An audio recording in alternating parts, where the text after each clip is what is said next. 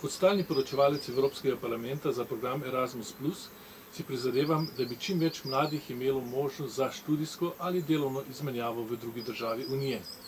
Da bi torej bili mobilni.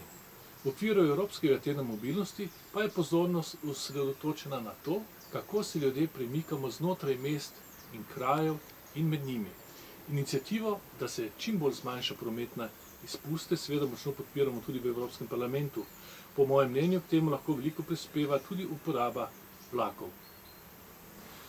Evropska komisija je predlagala, da se leto 2021 imenuje za Evropsko leto železnice. Pobudo sem podprl in dopolnil tako, da bi bila potovanja z vlakom bolj privlačna predvsem za mlade.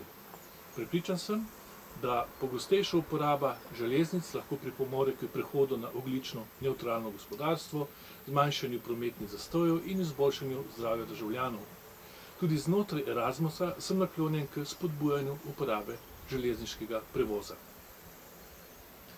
K temu prispeva tudi pobuda Odkrij Evropsko unijo, Discovery EU, za katero upamo, da bo postala del programa Erasmus+.